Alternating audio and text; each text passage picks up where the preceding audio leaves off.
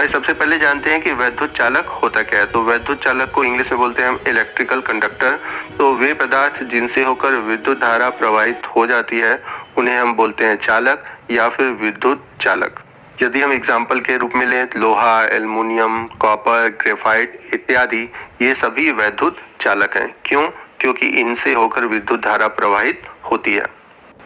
वे पदार्थ जिनसे होकर विद्युत धारा प्रवाहित नहीं होती उन्हें हम अचालक या फिर इंग्लिश में बोलते हैं नॉन कंडक्टर, या फिर इन्हें हम विद्युत रोधी या फिर इंसुलेटर भी कहते हैं।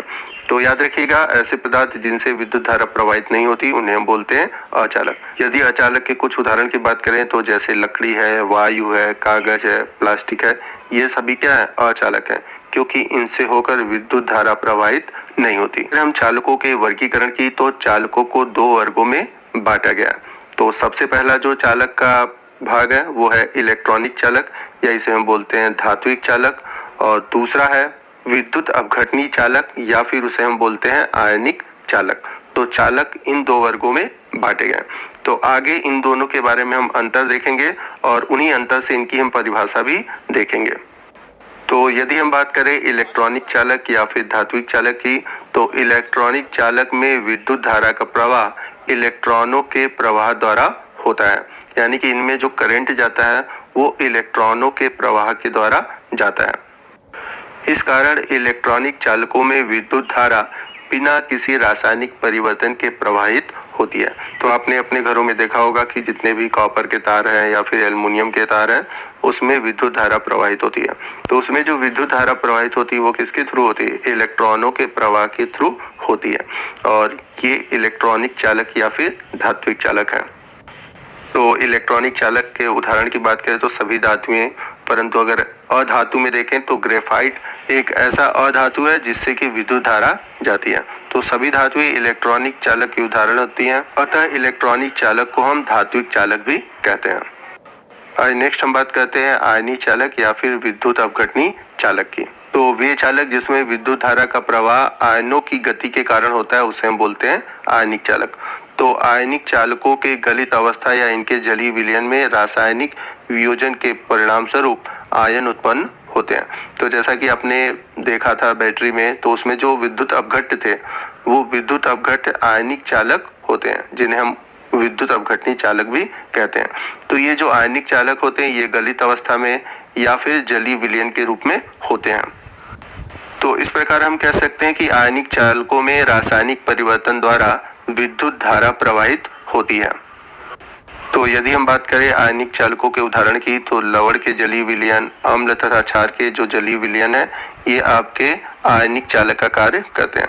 तो जैसा कि आप लोगों ने बैटरी में देखा था कि जो विद्युत अपघट्य होते हैं जो अपने आवेश में टूट जाते हैं वे कहलाते हैं आपके आयनिक चालक।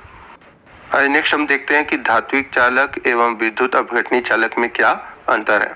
तो यदि हम बात करें धात्विक चालक की, तो जैसा कि हम लोगों ने पढ़ा कि जितने भी धात्विक चालक होते हैं उनमें विद्युत धारा का प्रवाह इलेक्ट्रॉनों की गति के कारण होता है। तो धात्विक चालक में जो विद्युत धारा उत्पन्न होती है वो इलेक्ट्रॉनों की गति के कारण उत्पन्न होती है। जबकि विद्युत अपघटनी चालक की बात करें तो इसमें विलयन या गलित अवस्था में विद्युत धारा का प्रवाह आयनों की गति के कारण होता है, यानी कि जब ये आवेशित आयन के रूप में होते हैं तो इनमें विद्युत धारा का प्रवाह होता है।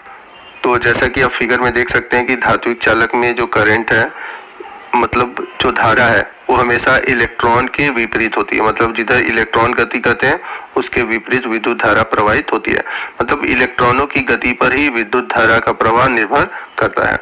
वही हम बात करें विद्युत अपघटनी चालक की, तो इसमें जब हम किसी भी विद्युत अपघट्य में विद्युत धारा प्रवाहित करते हैं तो वे अपने आयनों में टूट जाते हैं, और उन आयनों की गति के कारण ही क्या होता है?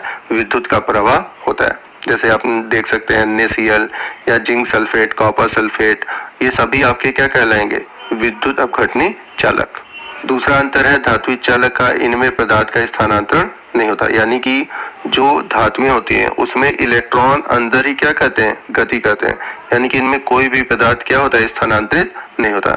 जबकि वहीं हम बात करें विद्युत अपघटनी चालक की, तो उसमें आयन क्या होते हैं, स्थानांतरित होते हैं। जैसे आपने पढ़ा था, तो जो विद्युत अपघट्य होते हैं वो टूटते हैं अपने आयन में, तो जो निगेटिव चार्ज है वो चले जाते हैं एनोड पर, जो पॉजिटिव चार्ज है वो चले जाते हैं कैथोड पर।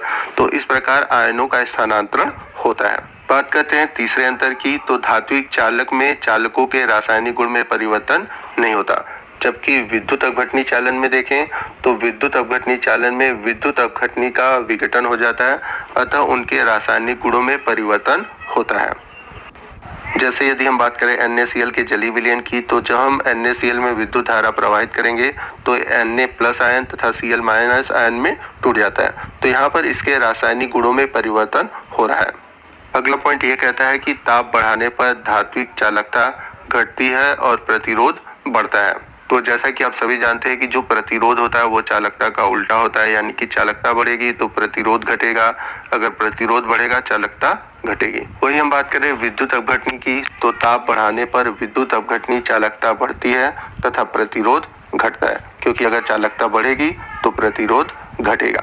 तो धात्विक चालक में प्रतिरोध क्या होता है, ताप बढ़ने पर बढ़ता है, जबकि आपके विद्युत अपघटनी चालक में क्या होता है, ताप बढ़ाने पर इसकी चालकता बढ़ती है और प्रतिरोध घटता है।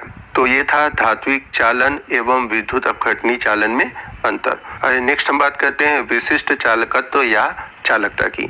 चूंकि पीछे मैंने आपको चालक इसलिए बता दिया ताकि आपको आगे कोई प्रॉब्लम न हो, क्योंकि अगर आपको विशिष्ट चालकत्व या चालकता समझना है तो आपको पता होना चाहिए कि चालक क्या होते हैं और चालक कितने प्रकार के होते हैं। तो यदि हम बात करें विशिष्ट चालकत्व की, तो IUPAC के अनुसार विशिष्ट चालकत्व को हम चालकता भी कहते हैं। तो इंग्लिश में हम विशिष्ट चालकत्व को बोलते हैं स्पेसिफिक कंडक्टेंस और चालकता को इंग्लिश में बोलते हैं हम कंडक्टिविटी। तो आइए हम देखते हैं कि विशिष्ट चालकत्व या चालकता की परिभाषा क्या होती है। तो पीछे अभी हम लोगों ने देखा कि प्रतिरोध के व्यतिक्रम को हम चालकत्व कहते हैं। ठीक इसी प्रकार हम विशिष्ट चालकत्व की परिभाषा भी लिख सकते हैं। तो आइए देखते हैं, किसी चालक के विशिष्ट प्रतिरोध के व्यतिक्रम को उस चालक का विशिष्ट चालकत्व या फिर चालकता कहते हैं। वही बात करें हम विशिष्ट चालकत्व को प्रदर्शित करने की, तो विशिष्ट चालकत्व को हम कप्पा से प्रदर्शित करते हैं। तो आप देख सकते हैं के की तरह, बस थोड़ा सा इसे टेढ़ा कर दिया जाए तो कप्पा के मतलब कप्पा से प्रदर्शित करते हैं। तो अभी हम लोगों ने विशिष्ट चालकत्व के लिए जो परिभाषा लिखी, इस परिभाषा के अनुसार हम इसका समीकरण भी लिख सकते हैं। तो परिभाषा के अनुसार हमारा जो समीकरण होगा वो होगा कप्पा इक्वल टू 1/ρ। तो इस समीकरण में जो कप्पा है वो है विशिष्ट चालकत्व जिसे हम बोलते हैं चालकता, और जो रो है वो है विशिष्ट प्रतिरोध या उसे हम बोलते हैं प्रतिरोधकता।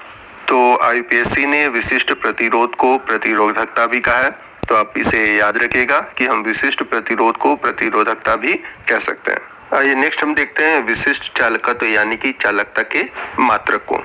तो अभी हम लोगों ने पढ़ा कप्पा बराबर 1/ρ। तो यहाँ पर रो क्या है, रो है आपकी विशिष्ट प्रतिरोध जिसे हम प्रतिरोधकता भी कहते हैं।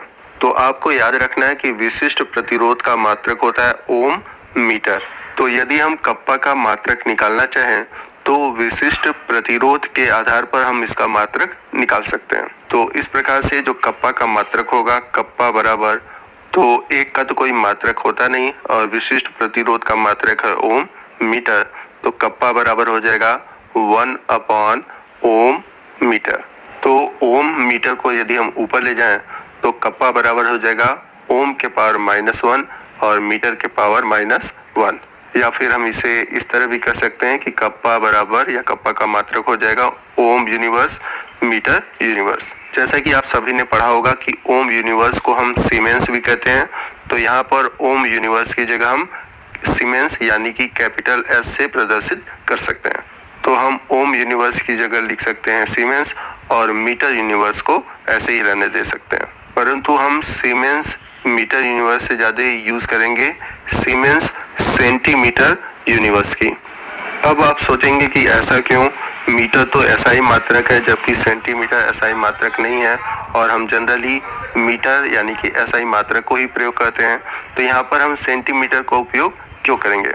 तो यहाँ पर आप इसको इस तरह से समझ सकते हैं कि जब भी हम विशिष्ट चालकता यानी कि चालकत्व की बात करेंगे तो वहाँ पर हम हमेशा बात करेंगे किसी सेल की, और किसी सेल में हम सभी जानते हैं कि विद्युत अपघट्य होते हैं, उनमें 2 इलेक्ट्रोड होते हैं और वे तार से जुड़े होते हैं। तो जब भी हम किसी सेल की बात करेंगे, जैसे अगर आप इमेज में देख सकते हैं आपको सेल दिया गया, तो जब हम सेल में देखेंगे तो सेल में हमारे इलेक्ट्रोड होते हैं, विद्युत अपघट्य होते हैं। तो जो सेल होता है बहुत छोटा पात्र होता है, मतलब एक तरह से छोटा पात्र होता है, और इसमें जो इलेक्ट्रोड लगे होते हैं तो इन 2 इलेक्ट्रोड के जो बीच की दूरी होती है वो ज्यादा तो होती नहीं, होगी तो सेंटीमीटर में होगी, मीटर में तो हो नहीं सकती कि इलेक्ट्रोड बहुत दूर दूर हो। तो इसलिए यहाँ पर हम जो लंबाई के लिए यूनिट लेते हैं वो लेते हैं सेंटीमीटर में। क्यों? क्योंकि यहाँ पर इलेक्ट्रोड के बीच की जो दूरी होती है वो कम होती है, तो इसलिए यहाँ पर हम मीटर में न लेकर सेंटीमीटर में यूनिट को लेते हैं। क्योंकि यहाँ पर जो सेंटीमीटर लिखा गया है वो इसी दूरी के लिए लिखा गया है।